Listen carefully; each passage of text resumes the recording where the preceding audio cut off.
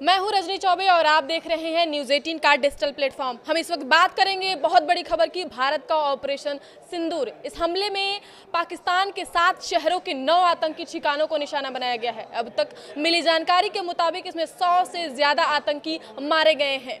भारत की ये जवाबी कार्रवाई पहलगाम हमले के 15 दिन बाद की गई है और इसका नाम दिया गया ऑपरेशन सिंदूर। ये नाम उन महिलाओं को समर्पित है जिनके पतियों की पहलगाम में 22 अप्रैल को आतंकवादियों ने हत्या कर दी थी। ऑपरेशन सिंदूर के साथ भारत की सेना ने बॉर्डर पर भी खेला कर दिया है। दरअसल ऑपरेशन सिंदूर के साथ ही बॉर्डर पर 13वें दिन भी पाकिस्तानी सेना ने गोलीबारी की, मगर भारत ने जवाबी कार्रवाई में पाकिस्तान की कई चौकियों को तबाह कर दिया है।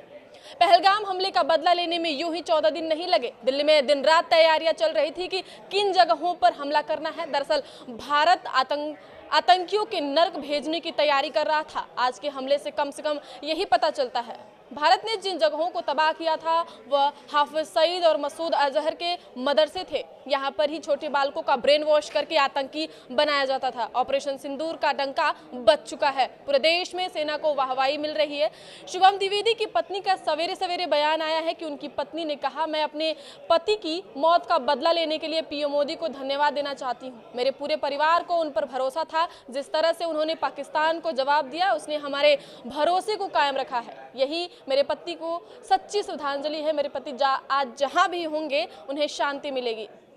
आधी रात को जब पूरा पाकिस्तान नींद में था, तब भारत की सेना पहलगाम हमले की इंतकाम के लिए कमर कस चुकी थी। अचानक से पीओके पर अफरा तफरी मच गई थी। जी हां, भारत का ऑपरेशन सिंदूर शुरू हो चुका था। भारतीय सेना ने पहलगाम आतंकवादी हमले का बदला ले लिया है। आधी रात के बाद जब आतंकवादी चैन की नींद सो रहे थे, भारत ने ऑपरेशन सिंदूर लॉन्च किया, जिसमें पाकिस्तान और पाकिस्तान अधिकृत कश्मीर पीओके में भी आतंकवादी ठिकानों पर सटीक हमले किए गए। ये कार्रवाई 22 अप्रैल को पहलगाम हमलों के जवाब में की गई, जिसमें 26 नागरिकों की मौत हो गई थी। भारतीय सेना ने रात लगभग 1:30 बजे जारी किए गए एक बयान में कहा कि ऑपरेशन सिंदूर के तहत सैन्य हमले किए गए, जिसमें आतंकी ठिकानों को निशाना बनाया गया। इसमें पीओके और पाकिस्तान के पंजाब प्रांत में आतंकवादियों के लॉन्चिंग पैड को टारगेट कर हमला किया, जिसमें 70 से ज्यादा आतंकवादियों के मारे जाने की खबर है। भारत ने पाकिस्तान और पीओके में उन ठिकानों पर हमला किया जहां से आतंकवादी हमलों की योजना बनाई जा रही थी और उन्हें गाइड किया जा रहा था। ऑपरेशन सिंदूर के तहत रात भर चले सटीक हमलों में कुल 9 ठिकानों को निशाना बनाया गया, जिनमें लश्कर के 3 और जैश के 4 लॉन्चिंग पैड भी है। पाकिस्तानी ने पूंछ में संयुक्त राष्ट्र फील्ड स्टेशन के गेट के ठीक बाहर भी हमले की नाकाम कोशिश की। पाकिस्तान की ओर से जो हमला किया वो सेना के फील्ड स्टेशन के बाहर गिरा था। ये हमला संयुक्त राष्ट्र की संपत्तियों को भी निशाना बनाने की कोशिश थी, मगर सेना की तत्परता से उनकी साजिश नाकाम हो गई। भारत में इजरायल के राजदूत रेउवेन अजार ने एक्स पर लिखा कि आत्मरक्षा के भारत के अधिकार का समर्थन करता हूं।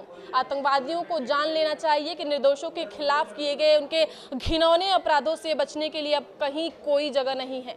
AIM चीफ असदुद्दीन ओवैसी ने कहा कि पाकिस्तान के आतंकी ठिकानों पर हमारी सेना के सटीक हमलों का स्वागत करता हूं। पाकिस्तान की सरकार और सेना को ऐसा सबक मिलना चाहिए कि वो फिर कभी ऐसा कदम न उठाए। वहां बने आतंकी अड्डों को पूरी तरह खत्म कर देना चाहिए। आगे की खबरों के लिए देखते रहिए न्यूज़ 18 का डिजिटल प्लेटफॉर्म। जय हिंद, धन्यवाद।